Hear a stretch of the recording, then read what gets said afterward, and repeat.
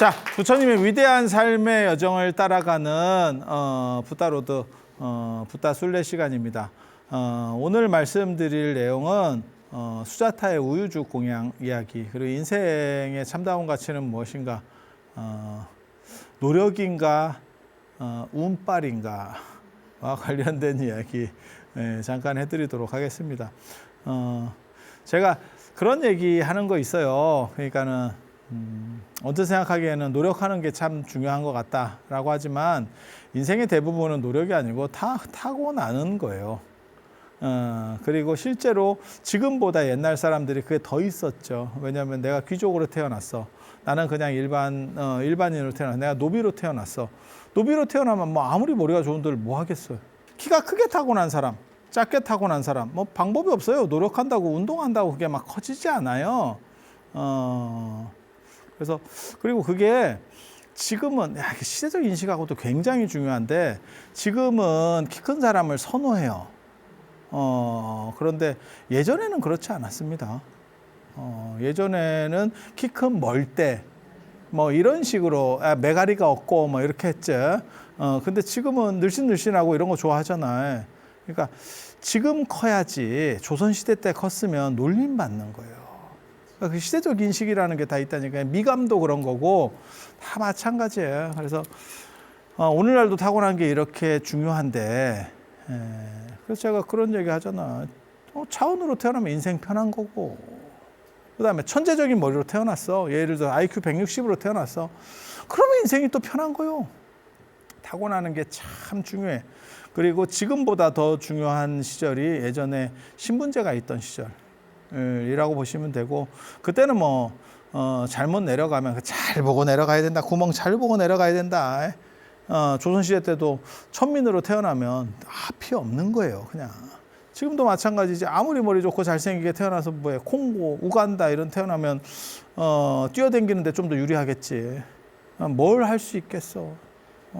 그래서 그런 부분들의 불평등을 어떻게 생각할 것이냐라고 해서 그걸 합리적으로 사고하는 게 윤회론입니다.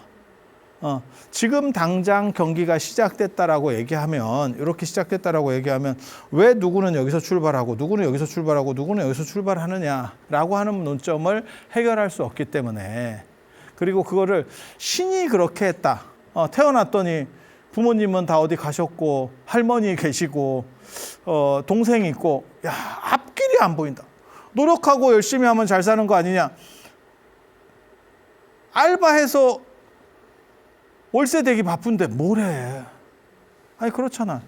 똑같이 결혼해서 일을 해도 그게 참 어떻게 보면 가난이 반복되는 것 중에 하나인데, 부모님을 좀 잘 만나서 아파트라도 갖고 시작하는 집하고 맨날 월세 내야 되는 집하고 월세만 한 달에 7, 80이 나가요.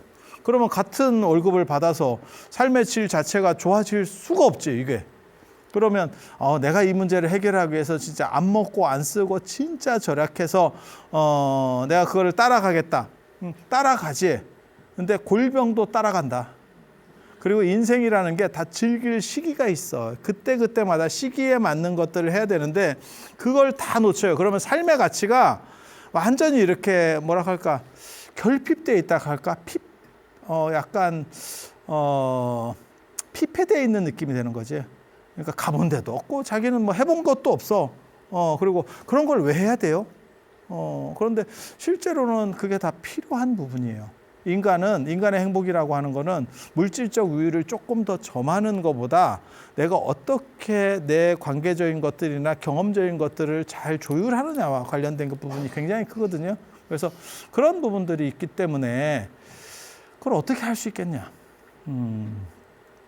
그래서 버트란드 러셀 예전에 그거 있는데, 나는 왜 기독교인이 아닌가. 그런 책이, 아주 유명한 책이 있어요. 서양 철학사와 더불어서 굉장히 유명한 책이에요. 러셀의 서양 철학사 때문에 러셀이 철학자인데 노벨상을 받았어요. 노벨 문학상인가 받았잖아. 그 서양 철학사 책 때문에 그렇거든요. 대단한 작품이에요. 그걸 뭐 부정하는 건 아닌데, 근데 그게 문학상 대상인가 싶은 생각은 좀 들긴 드는데, 근데 나는 기독교인이 아닌가도 굉장히 유명한 책이거든요. 근데 저도 비슷한 얘기를 해요. 그게 뭐냐면 내가 왜 기독교인이 아닌가? 신이 나에게 뭘 줘서? 라고 하는 거예요. 그러니까 다 평등한 동시점에 주고, 그러니까 핸드폰이면 핸드폰이야, 스마트폰이야. 똑같은 걸 주고. 그러면 거기서 차등이 발생했어. 그거 차등은 인정한다니까? 그런데 어떤 거는 플래그십이고, 어떤 거는 10만 원짜리, 어떤 거는 노인폰이야, 공짜 폰이야. 이게 노력으로 그 성능을 따라갈 수 없다니까. 아니, 그렇지 않아? 근데 신이 그걸 결정을 지어놓은 거야. 어떤 거는 100만 원짜리, 어떤 거는 10만 원짜리, 어떤 거는 공짜 폰. 공짜 폰으로는 죽어도 계산을 해도 열심히 노력해도 안 돼요. 그래서 그런 문제를 어떻게 처리할 거냐. 최소한 평등하게 해줘야 될 거 아니야. 그리고 그거 있어요. 통계에도 있어요. 잘생기고 예쁜 사람의 말을 좀 더 신뢰해. 그 힘이 있어. 그래서 여러분들이 노력해서 열심히 잘 사셔야 돼. 여러분들은 그 신뢰의 힘을 구축하지 못하고 있기 때문에 신뢰도가 떨어지는 거야. 아유, 이게 진짜 중요한 얘기라니까.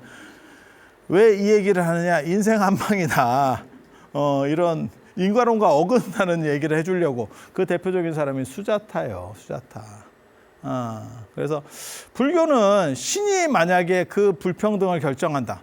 누구는 차은우고 누구는 자연스님. 야, 이런 식의 불평등이 되냐? 라고 했을 때 답이 없는 거지. 누구는 여왕벌이고 누구는 일벌이고 뭐 이렇게 태어나야 되냐? 일벌이 뭐하러 그러면 신을 믿냐? 신을 믿으면 바보지. 근데 그런 사람들이 생각보다 많아요. 그래서 나는 왜 신을 믿지 않는가라고 말할 때 신이 나한테 해준 게 없어서. 신이 나한테 해준 게 없어서. 뭔 대단한 걸 해줬다고. 그래서 불교는 그거를 신을 배제하고 이해해야 되니까 왜 이러한 차등이 존재하느냐? 그런 전생에 네가 어떤 행동을 해오고 있었어. 이게 지금 해오고 있었어. 근데 이 부분까지는 안 보이는 거야. 그러니까 마치 마술사가 소매에서 보통 이걸 꺼내더라고요. 저 비둘기 꺼낼 때 보면 소매 쪽에 이렇게 쌓여 있더라고요. 요즘 그 유튜브나 이런 데 보면 마술 그 해법 영상이라는 게 있어. 그래서 어떻게 하는지 가르쳐 줘. 대부분 여기에 이렇게 있다가 이렇게 씩 할 때 그러니까 비둘기는 여기 묶여 있다가 이러다가 갑자기 땡겨서 나오는. 그러면 이렇게 놀라면 걔가 이렇게 퍼덕이는 거야. 이게 뭐래요? 이러면서. 근데 우리는 이 숨은 거는 잘 못 보고 걔가 현란한 동작을 통해서 시선을 분산시킨 뒤에 갑자기 꺼내니까 그 결과값만 보니까 너무 신기한 거지. 근데 똑같아요. 이게 불교는 뭐라고 생각하는 거냐면 요 차등은 요 뒤에 거는 안 보고 그 과정은 안 보고 결과값만 딱 보니까 누구는 A급, B급, C급 하지만 실제로는 그 과정이 있었다라고 하는 게 그게 이제 인과론이고 그 다음에 윤회론인 거예요. 그리고 현실에서도 그렇다더라. 현실에서 네가 상급으로 태어났어도 네가 어쩌고 하다 보면 하급이 될 수도 있는 거고. 저는 코로나 진짜 희한하게 생각을 하거든요. 코로나. 아무도 의도하지 않았지만 제가 유럽에 예전에 동유럽 갈 때 크리스마스 때 갔어. 연말에 방학하고 이제 크리스마스 때 갔어. 일단 크리스마스가 굉장히 화려할 거라고. 그쪽에는 아무래도 기독교 문화가 많이 있으니까. 그런데 9시쯤 되니까 깜깜해. 유럽에 어떻게 보면 그 뒤로도 계속 가보면 얘네가 진짜 번화가 일부 외에는 다 깜깜해요. 그래서 우리는 보통 11시, 12시까지 불을 켜놓고 있었는데 그 문화가 코로나 이후로 우리도 저녁이 깜깜해졌습니다. 아주 깜깜한 건 아닌데 예전보다 훨씬 줄었죠. 그런 거 못 느끼셔? 그렇게 가는 거예요. 그러면 그것과 관련된 영업을 하시는 분들 입장을 생각해봐. 매출의 상당 부분이 다 날아가는 거예요. 아니 뭐 깜깜한 걸 어떻게 해. 자기만 불 켜고 있을 수도 없고. 아니, 사람이 없다는 뜻이잖아요. 이렇게 참 진짜 진기한 거지. 그러니까 이게 뭔가 싶은 일들이 벌어지고 있지. 그러니까 시작점이 좋아도 안 되는 게 있고 또 시작점이 안 좋아도 이렇게 올라가는 거 있고. 근데 보통 사람은 사실은 여기서 내가 시작했잖아. 요 편차에서 크게 안 벗어나요. 진짜 복이 있는 사람은 위에서 안 무너져요. 어떤 일이 있어도 안 무너져. 그게 진짜 엄청난 복이 있는 분들이거든요. 그리고 저는 불교사 전체를 통틀어서 부처님 생애와 관련해서 제일 복 있는 사람을 수자타라고 생각을 합니다. 지난 시간에도 말씀드렸잖아요. 유목하는 딸이야. 목장하는 분 딸이야. 그리고 그건 방목이에요, 그 당시에는. 그래서 소 같은 거 이렇게 방목하고 이쪽 땡겨가고 이쪽 땡겨가고 이쪽 땡겨가고 이렇게 하는 거거든. 인도가 유목 문화가 예전에는 많이 있었어요. 지금은 농경 문화인데 네가 유목 문화가 있는지 어찌 아느냐. 부처님이 우유죽 드시고 깨달음을 얻잖아. 우유죽, 유미죽. 그래서 제가 전에도 그 말씀 드렸는데 제가 어렸을 때 저희가 너무 궁금해가지고 집에서 우유를 400ml 넣고 2컵 넣고 두 팩 넣고 저거 죽을 끓였다니까. 도대체 무슨 맛일까? 먹으면 괜찮을까? 쉽지 않습니다. 이게 쉽지 않습니다. 근데 제가 사실은 남보다 강력해지는 이유 중에 하나가 이 실험 정신이거든요. 다 해봅니다. 간다라 불상 이렇게 옷선 보고 저는 뭐 하냐면 옷을 만들어 봅니다.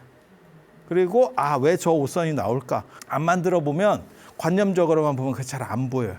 그래서 우유죽도 먹어보면 이걸 어떻게 먹나? 저는 우유 세대고 우유에 밥도 말아 먹는 사람이에요. 있어요. 우유 세대는 그런 분들이 여럿 있습니다. 그런데 끓여서는 못 먹겠더라. 내가 쉽지 않더라. 쉽지 않아. 근데 여기 지금 우유죽 얘기가 나오잖아요. 그리고 인도에 가면 타락죽이 있어요. 그 인도 뷔페에 가면 타락죽이 약간 근데 그거는 하얀색이라기보다도 약간 뭐라 할까 약간 카키색 비슷하게 약간 고동색이 조금 들어간 그런 식으로 되어 있는데 그거 타락죽이 이제 어떻게 보면 우유죽 약간 고급 버전이거든요. 역시 맛없습니다. 그분들은 좋아하는 것 같아. 그러니까 그게 뷔페에 이렇게 깔려 있는 음식 중에 하나거든요. 뷔페에 너무 먹을 거 없는 건 안 나오지. 그래도 어느 정도는 인지도 있는 애들이 이렇게 나오잖아. 이렇게 돼 있잖아. 그래서 그렇게. 그래서 목장주 딸이고 유목하시는 분 딸이고 그렇게 해서 그 자기가 기원하는 나무 밑에 가서 죽을 올리고 맨날 이렇게 그 때가 있는가 봐요. 그러니까 우리식으로 하는 초하루 보름처럼 이렇게 했는데 그때 이제 부처님이 목욕하고 나무 아래 앉아 계시다가 그 우유죽을 받게 되고 수자타는 깜짝 놀랐어요. 맨 처음에는 그게 다 나무신이 변신했다라고 생각했다니까. 그게 수자타가 얼마나 복 있는 여잔지를 알 수 있는 거예요. 왜? 그냥 얻어 걸린 거지. 자기는 그냥 반복적 행동을 하고 있는데 얻어 걸린 거지. 참, 그 대단한 거 아니에요? 그러니까 의도해가지고 막 노력하고 그게 아니고 이거야말로 복이에요. 복. 복이에요. 그리고 부처님도 그렇게 말씀하셔요. 복과 지혜 중에서 복이 더 우선이야. 그래서 불교는 언제나 복해라고 한다고. 복해라고 한다고. 그래서 복이 있는 게 중요해요. 다만 불교는 뭐라고 얘기하냐면 그 복은 네가 전생에 노력한 결과물이야. 이렇게 얘기하는 거예요. 그게 기독교하고 달라. 기독교는 신이 그걸 준 거야. 부여해 준 거야. 그러니까 우리 같은 사람은 이제 쩌리는 분노하는 거지. 왜 저쪽만 주노? 나는. 여러분도 마찬가지잖아. 여러분도 키가 한 10cm만 더 컸으면 인생이 바뀌었을 수도 있는데 왜 나는 이렇게 잘게 태어났을까?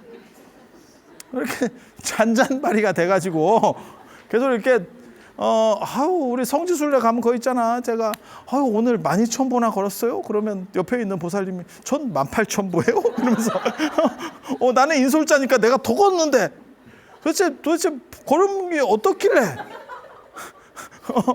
걸음이 어떻길래? 이게 참 인생이 그런 거죠. 슬픈 거예요. 슬픈 거. 그래서 복과 지혜 중에서 현실적인 거는 복이 우선입니다. 그리고 불교는 뭐라고 얘기하냐면 이 복은 네가 전생에 축적시켜 놓은 거예요. 그러니까 어떻게 보면 은행에 쌓아놓은 재산을 지금 쓰고 있는 거야. 그렇기 때문에 그 쓰기만 하면 복진타락이라고 떨어지게 되는 거고 그 다음에 거기에 무언가 그걸 통해서 마중물이 돼서 더 올리면 올라가는 거죠. 그럼 그렇지 않을까 그냥? 그렇게. 그래서 수자타야말로 그냥 졸고 있다가 소 뒷걸음집에 쥐 잡은, 제가 전에도 그런 말씀 드렸잖아. 중국의 황제만 500명이 넘어. 하지만 우리가 기억하는 황제는 불과 한 10여 명 정도밖에 안 돼요. 뭐 한무제, 당태종, 뭐 여러분, 아니 저는 중국사를 잘 아니까 뭐 더 많이 알겠지만 일반인이 아는 임금들은 그렇게 많지는 않아, 황제들이. 근데 부처님 아버지 정반왕 뭐 이거, 야, 그 부처님 아버지 나라는 중국 황제에 비하면 어디 마라도급이다. 야, 거기도 임금 있냐? 이런 정도의 나라예요. 보이지도 않아. 근데 그게 더 기억이 되는 거야. 이게 대단한 거지. 그래서 부처님이야말로 어떻게 보면 아버지 이름 날리는 것만 치면 이런 효자가 있을까 싶지. 진짜 대단한 거예요. 아버지는 마음에 안 들어 했습니다. 마음에 안 들어 했습니다. 마지막 돌아가실 때 약간 생각을 바꿔요. 계속 마음에 안 들어 했습니다. 내 아들은 왕이 되고 무언가를 하고 이런 걸 원했어. 그거는 나는 이해가 된다니까. 그거는 아버지의 어떻게 보면, 저도 우리 아버지가 나를 되게 마음에 안 들어 했으니까. 마음에 안 들어 했으니까. 그거는 그분들의 사고방식의 관점에서 봤을 때, 라고 하는 거예요. 이게 지금 수자타한테 가는 거예요. 수자타 집이 있습니다. 수자타 집이 있어. 수자타는 선을 생했다. 착함을 생했다. 선을 생했다거든. 선생녀라고 번역이 돼요. 선을 생한 여자. 그거는 이제 공덕을 쌓아서 쉽게 말해서 그 죽 갖다 드린 게 대단했다. 그리고 그 죽은 첫 번째 사건은 우연으로 벌어졌던 거고, 이제 좀 알게 되고 이러면서 어느 정도는 공급이 됐었던 것 같아. 이렇게. 그리고 그걸로 부처님이 체력을 회복한 것도 맞는 것 같습니다. 이거 좀 있으면 사진으로 나와. 부처님 살찌시는 모습이. 자, 그래서 이거 농촌 풍경, 진짜 우리 어렸을 때 농촌 풍경인데, 저 노젓갈이라 그러나? 이렇게 쌓아놓고, 그죠? 이런 거. 저게 제부라는 이제 혹등소. 등에 뿔이 있다고, 혹났다고. 그래서 저기다가 걸어서 어떻게 보면 멍에 같은 걸 이렇게 해서 하면 당겨져요. 좀 아플 것 같아요. 보입니까? 수자타 집입니다. 저 앞쪽에 기단, 돌. 수자타 집에 탑을 건립했대. 나중에 수자타를 기념해서 탑을 건립했대. 그래서 요 스님들이 거기서 기도하는 거예요. 이렇게 되게 큽니다. 초기는 아닐 것 같고 아마 증축했을 거예요. 탑이 이렇게 있으면 그거를 이제 더 나중에 이제 좀 허물어지고 이러면 해체하는 경우도 있는데 그런 경우 별로 없고요. 인도는 덮어버려요. 그래서 위로 더 이렇게 살이 찌는 거지. 탑이 연대가 오래될수록 애가 뚱뚱해져요. 덮어버려. 왜? 탑을 해체했다가 다시 만들면 무슨 일이 벌어지냐면, 그게 탑은 부처님의 몸하고 비슷하다라고 생각하거든요. 부처님을 상징하는 거라서 그걸 해체했다라고 하는 게 일종의 어떻게 보면 약간 해부 느낌? 그래서 그거를 신앙을 가진 사람들 입장에서는 좋아하지 않습니다. 그러니까 조금 뭐 허물어지고 이래 손을 대야 된다 그러면 그냥 위로다가 해서 쫙 덮어버려요. 이해가 되시죠? 그리고 저런 벽돌이 그렇게까지 오래 안 가요. 물론 벽돌 자체는 모헨조다로 하라파 보면 인더스 문명 때부터 얘네가 벽돌 이런 걸 쓰거든요. 그런데 벽돌이 균열이 잘 가. 그리고 거기에는 보수가 필요합니다. 그래서 그건 박지원의 열하일기나 이런 데 봐도 나와요. 중국은 벽돌문하고 우리는 그냥 나무로 해서 초가집 지었었잖아요. 그래서 박지원이 열하일기에 뭐라 그러냐면, 우리는 자꾸 쥐나 이런 것들이 구멍 뚫고 자꾸 들어와서 시골 초가집 생각하시면 돼요. 그걸 설정으로 얘기하는 거예요. 뭐 양반의 좋은 집 이거 얘기하는 게 아니야. 근데 중국은 벽돌로 하니까 쥐도 못 들어가고 이게 참 단속이 잘 된다. 그래서 우리도 벽돌을 써야 된다. 그리고 벽돌은 잘못해서 이렇게 문제가 생기면 그 부분을 이렇게 긁어내. 아시는지 모르겠는데 이렇게 해가지고 벽돌이 이렇게 있을 거 아니에요. 그러면 이렇게 긁어. 이게 이제 균열이 가서 물 들어가면 이렇게 얼었다 녹았다 하면 쪼개지거든요. 그럼 그거 싹 빼고 다시 끼고 메꿔버린다니까. 그래서 보수가 쉽다. 이런 얘기를. 우리는 집이 뭐 허물어지고 이렇게 해서 그 흙의 찰기가 떨어져 버리면 다시 그걸 다시 마감을 다시 해야 돼요. 그러니까 벽 같은 거 다시 다 해야 된다고. 그 중간에다가 대나무 같은 거 받고 안 그러면 쌀입나무 같은 거 받고 미장. 예전에 못 보셨어요? 시골에서? 그렇게 해요. 그렇게 해요. 수자타 집을 어떻게 보면 기념해서 쌓은 탑이에요. 굉장히 큽니다. 그냥 보시면 스님들 이렇게 요 앞에 바루, 바루. 저 남방 쪽 사람들은 저런 바루를 가지고. 바루는 왜 바루냐? 바루 먹는다 그래서 발 따라 이래가지고 응량기, 양을 아는 그릇 뭐 이렇게 하는 거예요. 그리고 탁발하고 이러면 이제 먼지 들어가니까 뚜껑 있고. 쟤네 또 올라가서 좀 놀아요. 뭐 좀 지금 보수도 하고 이러는 거고. 이렇게. 그리고 저런 이제 벽돌 건축의 최대 단점이 뭐냐면 손을 댔을 때 원형을 알기가 상당히 어려워요. 어디까지가 원형인지. 그러니까 제일 좋은 건축은 돌 건축이 제일 좋아요. 제가 보기에는 그리스 파르테논 신전 원빵이죠. 원빵이죠. 그때 거부터 지금까지 2000년 그대로 내려오는 거고. 우리도 목조 건물이다 보니까 계속 부재들을 좀씩 바꾸게 되고, 그래서 어디까지 원형인지 구조적인 건 원형이지만 부재들은 많이 바뀌는 거죠. 그리고 오래 가봐야 우리나라에서 제일 오래돼 봐야 고려 말 건물이에요. 1400년 건물이 최고예요. 그러니까 1400년대 건물 해봐야 뭐 600년, 700년. 대단한 거 아닙니까? 피라미드 4000년. 만리장성 2300년. 이렇게 생각하면 700년 들어가시고요. 들어가시고요. 그러면 엄청나게 크냐? 아니죠. 만리장성 가보신 분 아시겠지만 이게 이런 느낌 딱 들죠. 피라미드 보면 더 대단해요. 그래서 그런 얘기 있잖아. 이집트는 3000년 전 사람이 그랬다잖아. 피라미드 보면서 저게 저렇게 대단한 걸 줬대? 2000년 전 사람도 저렇게 대단한. 우리는 2000년 전에 우리 건국 시조들 아래서 나오시고요. 이제 경기 시작하고 있습니다. 알 깨고 저 좀 뚫어줘봐. 아이고 힘들어 이러면서 나오고 있는 상황이고. 그래서 약간 달라요. 돌 건물은 완빵이고 벽돌 건물이 제일 문제가 커요. 저걸 좀 이렇게 드러내고 어쩌고 변형시켰을 때 원형 추산이 제일 어려워요. 목조 건물은 그나마 빼고 뭘 다시 재조립해도 비슷한 구조는 유지가 되거든. 탑은 굉장히 큰 거예요. 그리고 우리 일반인은 못 들어가요. 철망으로 이렇게 막아놨습니다.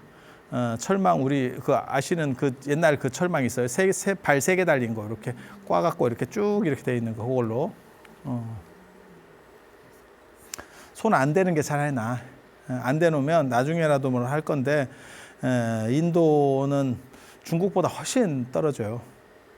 훨씬 떨어져. 중국은 지금 그런 생각이 좀 있어요. 예전에는 중국도 비슷했어요. 우리도 비슷했어. 제가 그래서 그런 얘기 하잖아. 새마을 운동의 또 다른 이면 중에 하나가 문화 파괴 운동. 그때 문화재에 대해서 조금만 눈 뜬 사람이 있으면 문화재 진짜 주웠어. 걷었다. 그 여러분 사셨던 시절의 이야기고. 그때 고서 내가 얘기했잖아. 80년대 제가 청계천에 갔는데 그 청계천에 헌책방이 되게 많았었거든요. 근데 그거를 고서를 이렇게 이만큼씩 다 집집마다 쌓여 있는데 그 고서에 이 어른이 그 헌책방 주인이 앉아 있어요. 그래갖고 그거 얼마예요? 이러면 건당 1000원씩 가져가. 뭐 이런 거야. 골라가. 그거 골라가. 그때 제가 저런 걸 사서 뭐 하나 이랬지. 놀랍게도 저는 그때 돈이 있었습니다. 내가 용돈을 많이 받아가지고 나는 돈이 있었습니다. 내가 얘기했잖아. 내가 고등학교 때 우리 학교에서 내가 거의 제일 용돈 많이 받았다고. 내가 돈이 있었는데 그런 거는 됐고요. 왜냐면 너무 흔한 거야. 너무 그냥 별 볼 일이 없는 거라서 저런 건 뭐 필요 있노? 그게 80년대 얘기예요. 80년대 후반 얘기입니다. 이렇게 해서 요 길로다가 조금 내려가면 수자타 집터 그 스투파 옆으로 조금 더 내려가면 수자타 절이 있어요. 수자타 템플 이래가지고 그 이제 굉장히 못 사는 동네예요. 이 동네가 부처님이 6년 고행하신 동네이기도 합니다. 가보면 진짜 논두렁길 이렇게 진짜 좁은 거 있잖아요. 양쪽에서 파가지고 진짜 좁은 논두렁길 시골 예전 시골. 그 잠깐 잘못하면 삐끄덕 빨아지는 길 있어. 그런 길로 갑니다. 여기 뒷모습 접니다. 그리고 여기에 이제 한국에서 학교도 지어준 게 있어요. 그래서 애들이 되게 많아. 그래 약간 그 상록수 느낌의 학교.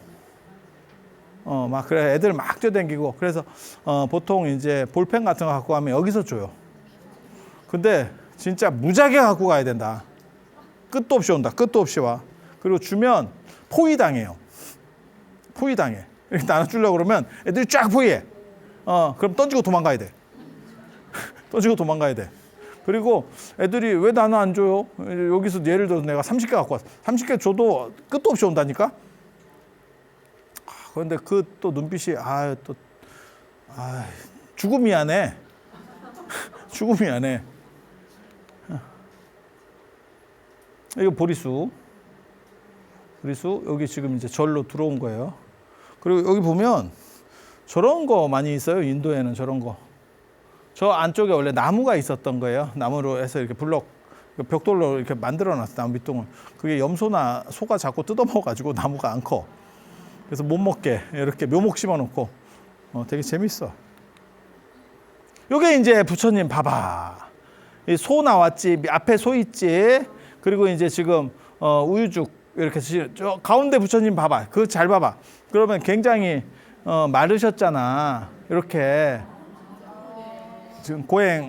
그래 좀 우유죽을 조금 드시면 이렇게 영양 상태가 인체에 미치는 그거를 잘 보여주는 이제 그리고 이게 보고 있으면 약간 눈빛이 끈적끈적합니다. 저 수자타 눈빛 봐. 얼마나 부담스러운 눈빛으로 쳐다보고 있는지. 저게 수행이 되겠나. 되게 지금 그리고 이게 처음 보면 뭐 저렇게 싸고 유치하게 만들어놨대 이런 생각이 드는데 좀 보고 있으면 그들은 어떻게 봤나? 그들은 어떻게 생각하나? 사실 그게 보여요. 그게 좀 재밌어.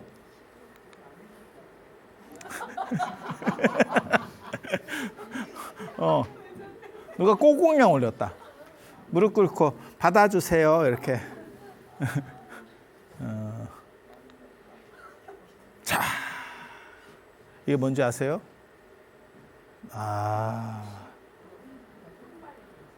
소똥입니다. 소똥을 짚에다가 섞어가지고 이렇게 반죽해서 저 보리개떡처럼 이렇게 만들어서 바닥에 말리는 거예요. 바닥에 말리는 거예요. 저걸로 연료 쓰려고. 손으로 꾹꾹 눌러가지고 이렇게 생각보다 그렇게까지 냄새가 나진 않아. 근데 재밌지? 부처님 경전에 뭐라고 나오냐면 여성이 이렇게 그걸 광주리 같은 데다가 이렇게 놓고 가는 거야. 막 엄청나게 쌌을 거야. 옛날 사람들 그거 잘 쌌거든. 근데 비가 오기 시작했대. 그래서 이게 이렇게 딱 흐르는 거야. 그 대목이 나오면서 부처님이 아무리 좋다고 생각했어도 상황을 봐서 버릴만 하면 쉽게 말해 손절해야지. 주식으로 말하면 이거 손절이지. 그걸 끝까지 갖고 왔더니 줄줄 흐르기만 하고 나중에 봤더니 아무것도 없더라 라고 하는 게 그거예요. 그래서 네가 좋다라고 생각해도 상황이 다르면 버릴 줄 알아야 되고 또 상황이 다르면 취할 줄도 알아야지. 그렇게 어떻게 보면 고지식하게 살아서는 안 된다. 라는 얘기를 하신다고. 근데 그런 대목에서 뭘 볼 수 있냐면 이거네. 근데 문제는 그게 2500년 전에 나오는 게 살아있는 화석이구만. 부처님에게 공양을 올렸던 수자타 얘기해드렸고요. 다음 시간에는 이제 부처님의 깨달음을 얻기 위해 전정각산에 정각을 얻기 전에 올라간 산, 그렇게 힘들게 올라가서 이 산이 아닌가배를 했다는 그 유명한 산이 있습니다. 그래서 그 이야기를 해드릴 수 있도록 하겠습니다. 자, 들어서 감사합니다.